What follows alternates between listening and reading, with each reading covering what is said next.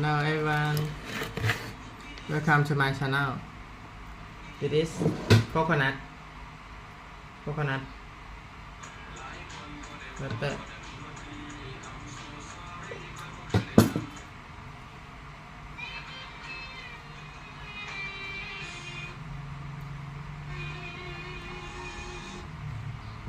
This is my lunch meal.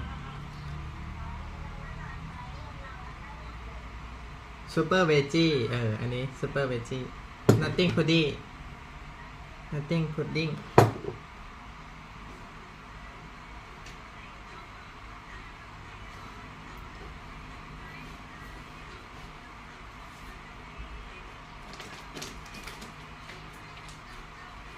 I finished super veggie but not finished nothing pudding.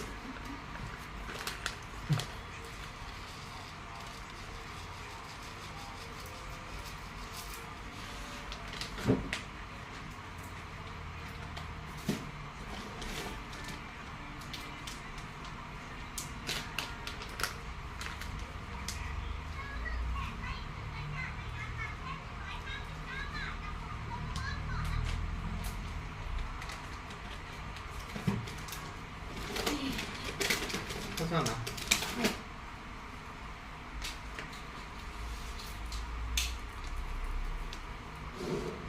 ลืมใส่สตรอเบอรี่ตอนหนังลืมไป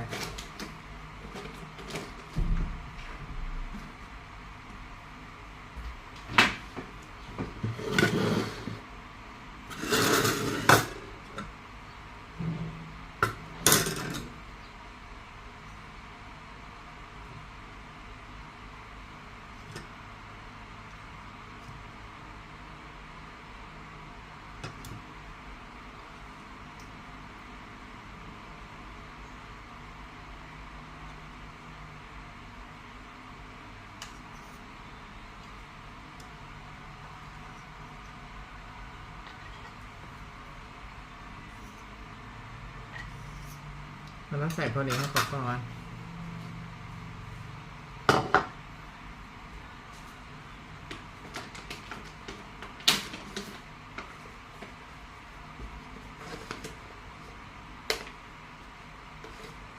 Hello everyone, nice to meet you.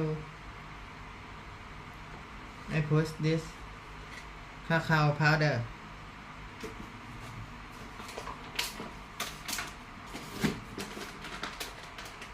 And then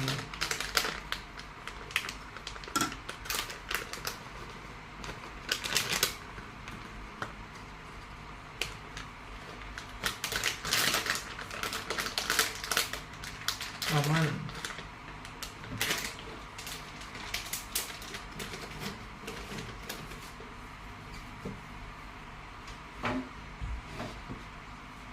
Sawasdeeครับสวัสดีครับโอเคมันต้องคลุกเข้ากันก่อนแล้วก็ลืม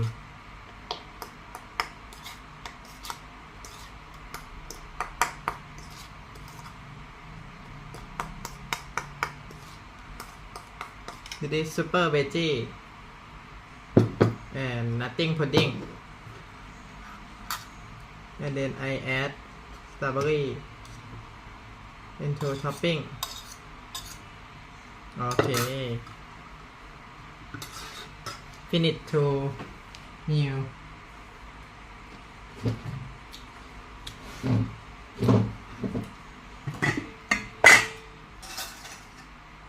In the morning, I eat raspberry.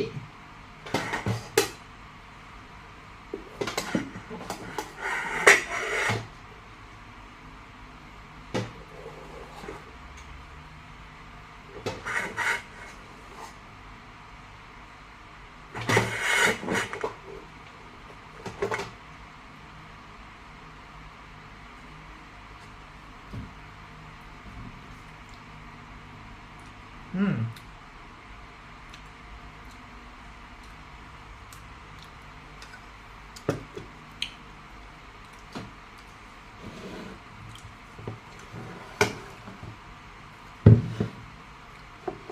ต้มยำ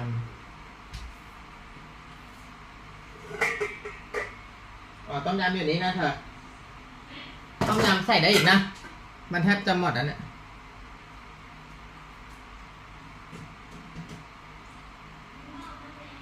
โอเคเห็นนะจ๊ะ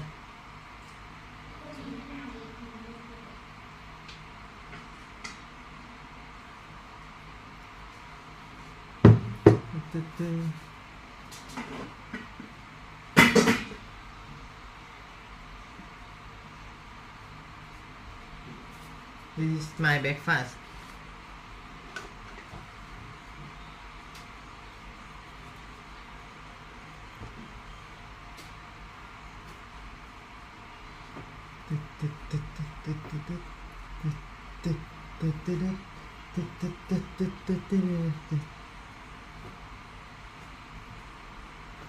Yeah,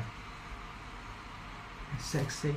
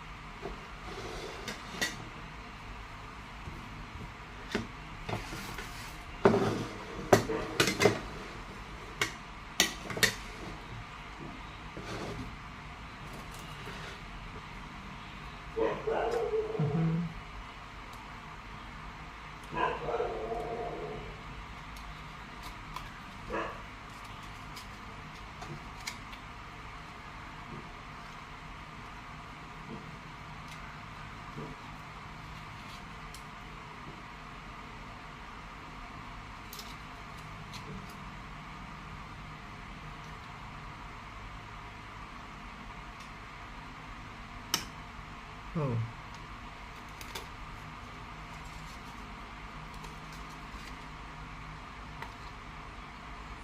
นี่มะพร้าวสตรอเบอรี่แอนด์บานาน่า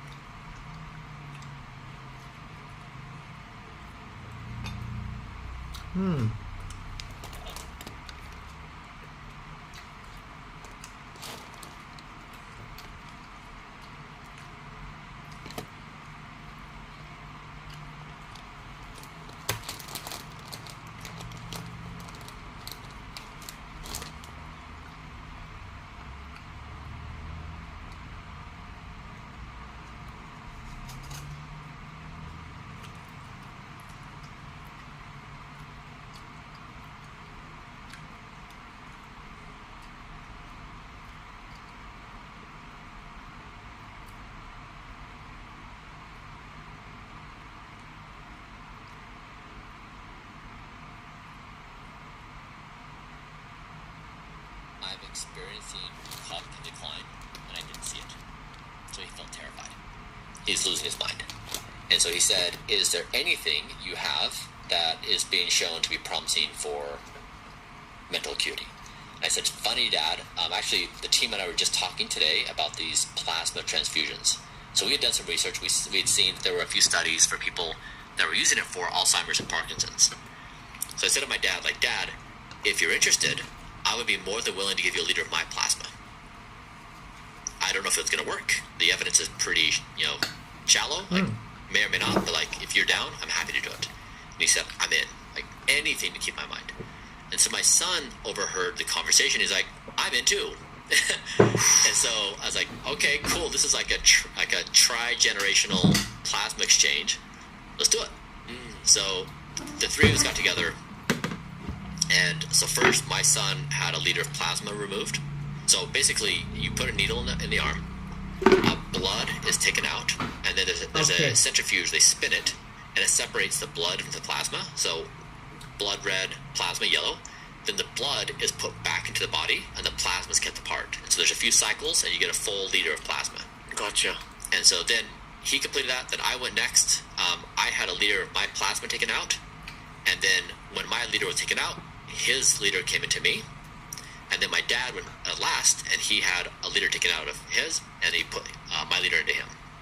And so we were measuring, for example, one measurement we did was speed of aging. This is used on DNA methylation, so a clock inside the body showing how fast you age. So when my father did this, he was aging at roughly a 71-year-old pace. So expected, that's his age.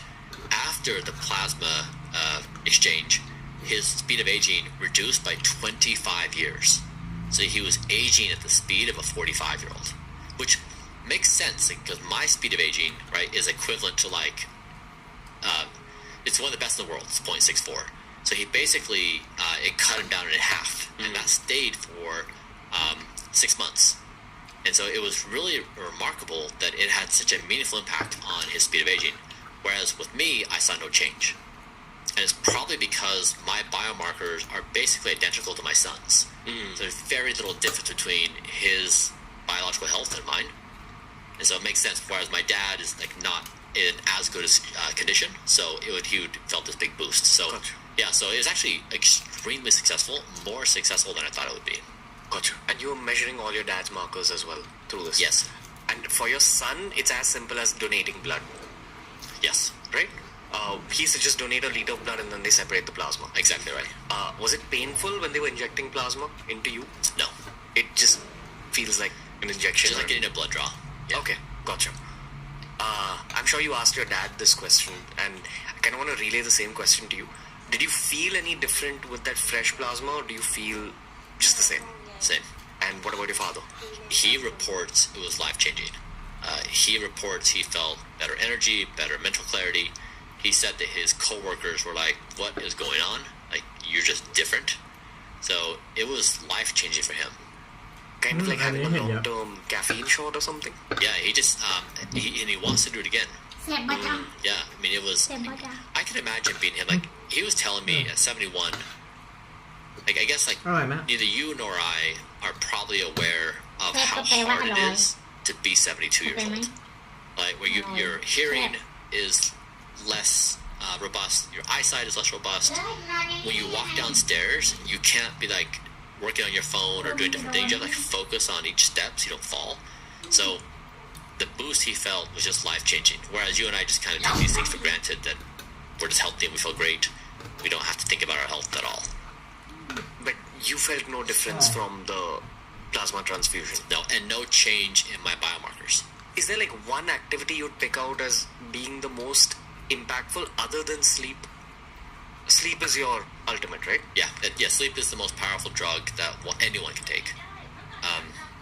The next is probably exercise. And the next is diet. Those three things in order. Okay. When you say exercise, you're not just talking about strength training, right? Yeah, it's strength and cardio and mobility. Yeah, so but like,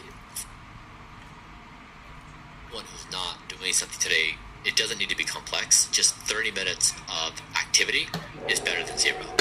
So yeah, I do a lot of much more involved exercises, but it doesn't need to be complex. Okay. And is your exercise protocol also evolving with time? Yes. How do you bring in new elements to it? Yeah, just this past week we published a brand new protocol. So we learn something new every week. Like, we're always changing.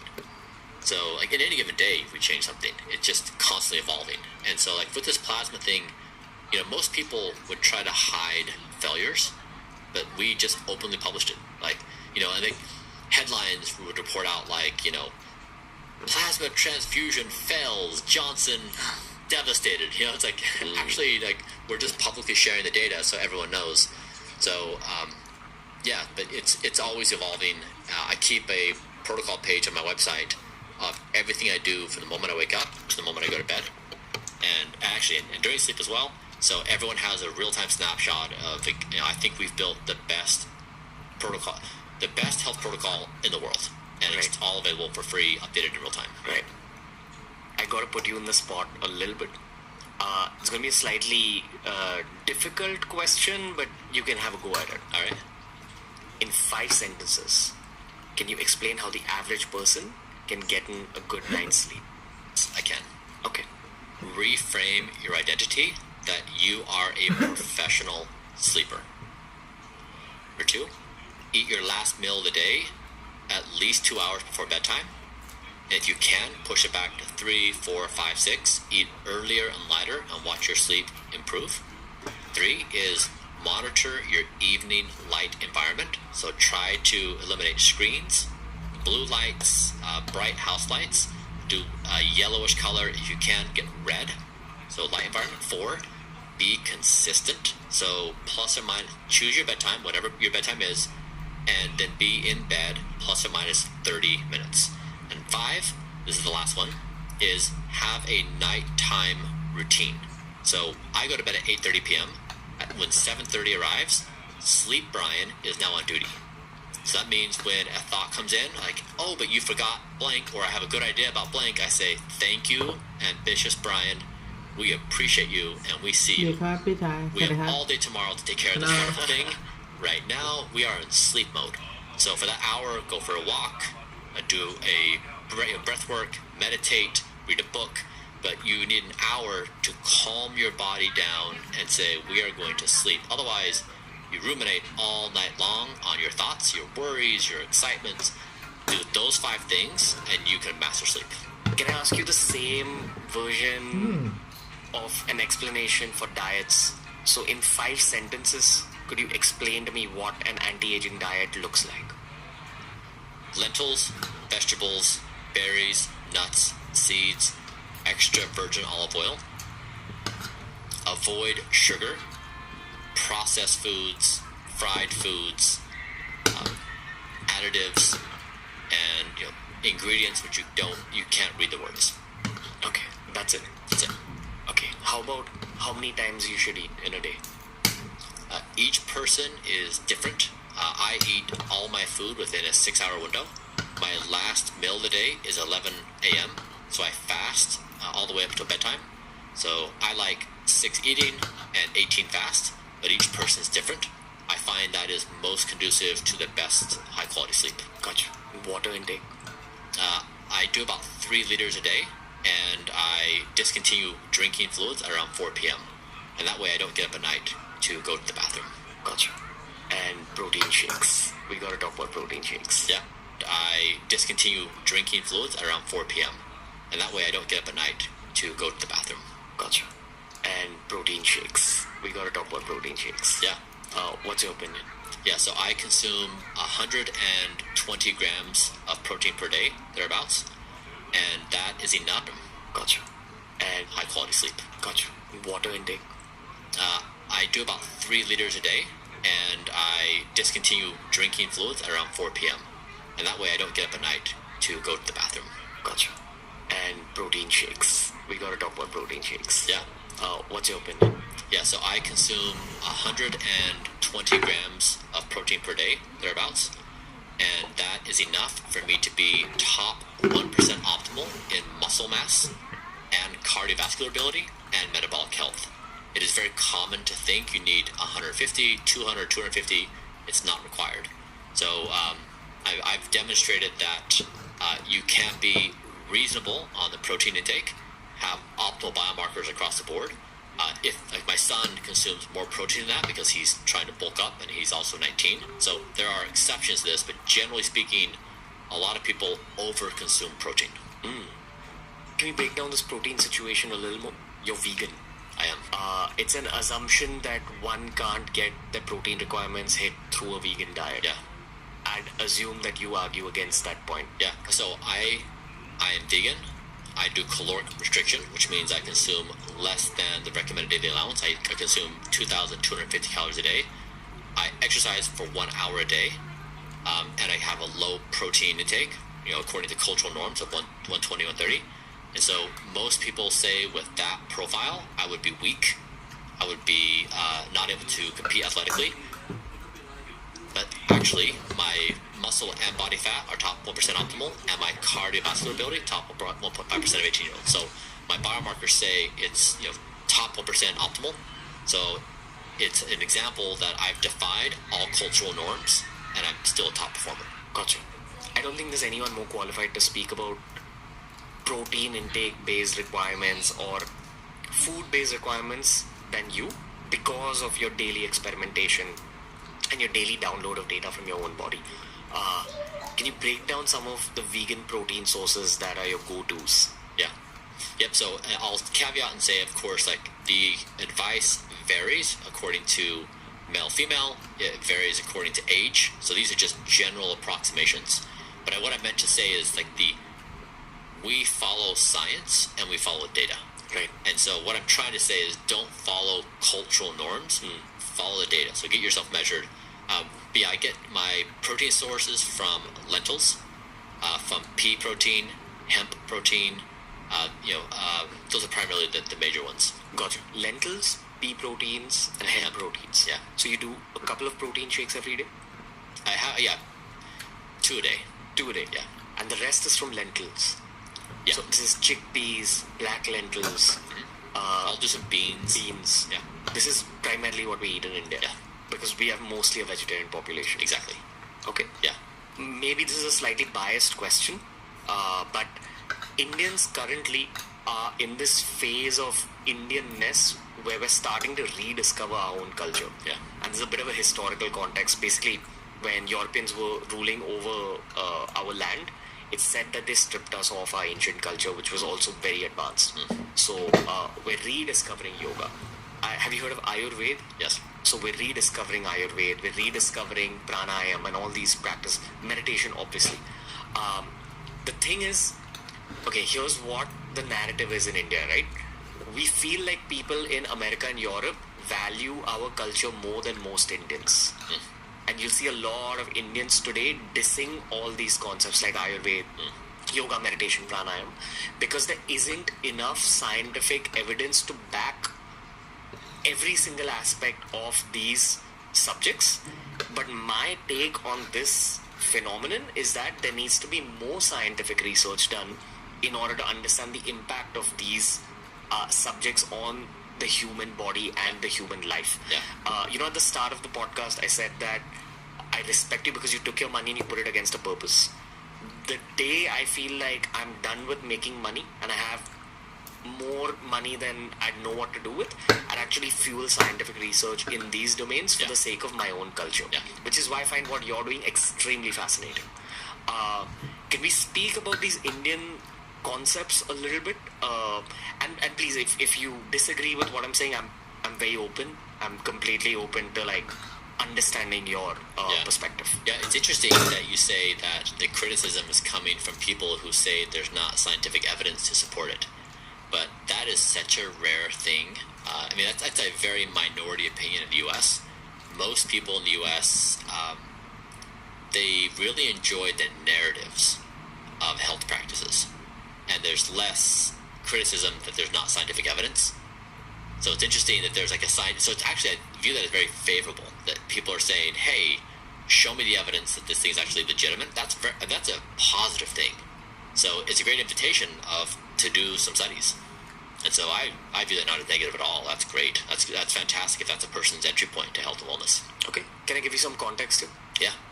Now the thing is, when we speak about these concepts like yoga, Ayurveda, meditation, pranayama, these are ancient practices which are based on basically biohacking the human body through some small exercise-based changes or protocol-based changes or food-based changes. But because those words, yoga, Ayurveda, dhyan, which is meditation, pranayam, which is breathing exercises, they're associated with the Sanatan Dharma side. I think they get a bad rep from the other side, and of course I'm Sanatani.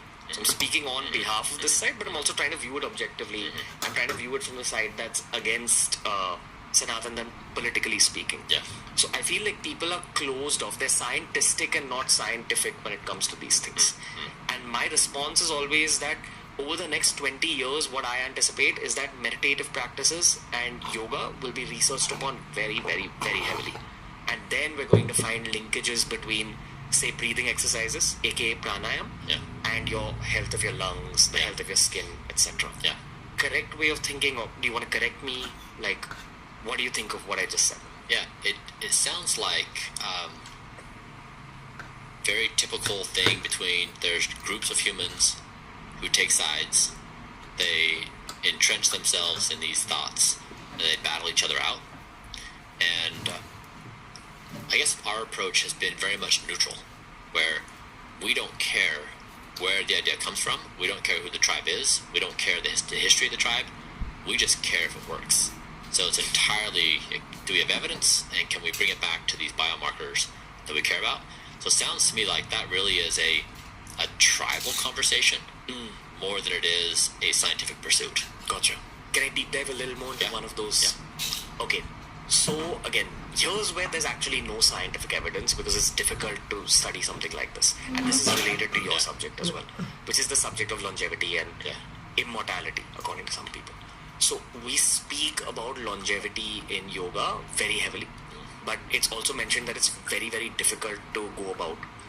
The basis of it is what yoga is about. So what the West knows as yoga, often the West will view yoga as a set of exercises. Right. Sanatanis view yoga as an entire lifestyle, where the first two steps are yam and niyams, which is rules and ethics. I'm roughly translating. The next step is asana, which is the physical part, which is what the West knows. Then there's pranayam, which is breathing exercises. There's dhyan, which is meditation. Now, what they say is that to go into deeper states of meditation, you need to work very heavily on your body, and you need to work very heavily on your breathing exercises, and that's when you can enter deeper states of meditation. Now, parallelly, when you grow up in India, you have access to very advanced yoga schools, very advanced meditation. So, I'll speak about my own experience. I've been meditating for 5 years upon Hong Sau. And if my lifestyle is completely clean, if I'm sleeping well, if I don't have too much career stress, and I'm able to just focus on my meditation as my priority, I often have meditation sessions where I go so deep that I forget my name, I forget my gender, I forget my own sense of identity. And I just know that I'm some being that's in a state of meditation. I also know when to get out. Now the thing is, when you're in that deep a place in your own head, you can hear your own heartbeat. And in the chapter that explains the Hong Sau meditation, they say that the whole purpose of Hong Sau is to reduce the number of breaths you're taking in every minute. And when you reduce the number of breaths, your heart beats extremely slowly. And in that state of slow breaths and a slow heartbeat, anti-aging takes place and cellular healing takes place. And you're basically able to help your long-term state of having a calm mind as well as your long-term life. I'd love to hear your thoughts on everything I said. Even if you believe that what I said is flaky, I'm open to that input. Yeah. So I built a company over the past couple of years, a brain interface company. We were trying to build a globally mass market available brain interface, because getting your brain measured is very hard and costly, and the ones that are cheap just don't give you good quality. So we spent 7 years building basically wearable fMRI. It's just like you put a bike helmet on your head and it measures your brain. And we looked at meditation as one of the endpoints. So we'd bring people in and have them do meditations and then measure the efficacy of their meditation technique. And it was really fun because most people, because meditation is something you explain to other people in words, once a person closes their eyes, your internal experience is not necessarily shareable with someone else. And so most people who go into meditation, they just sit there and they just ruminate on thoughts. And so 2 seconds later, they're off on a to-do list or what they're nervous about or what they're excited about. And they're and they catch themselves, bring it back, and and then like go, like it just repeats that process, right? And then better meditators can have a longer pause between thoughts and calm that. So we actually could quantify a person's efficacy meditating. So it was no longer this esoteric, subjective thing. We could actually put a number to it and show data. And so we wanted to do, I wanted to do a tongue-in-cheek competition where you basically bring all the different communities of people who work in their various meditation techniques and then have them compete with their techniques in a quantified format to see both the individual and the technique. And so you basically just level set with numbers and you make an esoteric practice scientific and quantifiable. And so that's, I guess, again, that's my approach of like, I really want to use science and data and try to get to the actual cause. Then if it has some kind of rejuvenation properties, I want to measure them. So if the idea is the heart rate goes low and the body enters some kind of state, I would want to do some kind of measurement to try to capture that measurement. Would you put yourself through something like this? Certainly. Yeah. Is this on the cards? Yeah, certainly. I mean, we've tried to hang out with power laws. Before Like, when left you to look at my the scientific lunch evidence, meal. there are I finished my thousands of breakfast, things somebody everyone. can do to improve their health. But there's only 100 things we have time to do. And so we try to take the things that have the biggest lift on life extension and focus on those. So we would probably need a little bit of encouragement from the evidence that says, meditation has this kind of effect that leads to this kind of longevity, whatever. If it's not big enough, it wouldn't make our cut. Gotcha. Yeah, so understood. Yeah, but like if it has like big effect size for mental health, maybe so. So it's got to be worth the time for the potential benefit. Gotcha. Do you turn to ancient wisdom to further the edges of science that you've reached? No. Why not? And or what would make you turn to ancient wisdom? And when I say ancient wisdom, I'm talking about cultures from all over the world, not just like Indian culture. Yeah. The shamanic culture, Yeah. Native Americans, Yeah. etc. I mean, so what we've done is we've said no culture, no methodology, no story gets priority. It's evidence. Scientific evidence is the only thing that gets priority. And then we quantify that with data in my body to see if it works. Now, that creates a blind spot for us because we don't have scientific evidence for all things, like meditation. Meditation may be one of the most powerful things anybody can do for their health, and we have some evidence on it, but not as much as we'd like. And so we have a blind spot that there's all this potential goodness in the world, and we don't see it because there's not been rigorous trials on it. So we realize that that's the case. But just like in this situation where we have limited resources, we can only try so many things, we accept that trade-off of having blind spots to having a rigorous process that is scientific. Okay. The core of the reason why I have respect for you is because you're living your life from an evidence-based perspective and you're Good, cheers. studying the Very data good. related to your body more than any other human being in human history ever has. So I hear what you say about evidence, but I asked you earlier about, hey, are you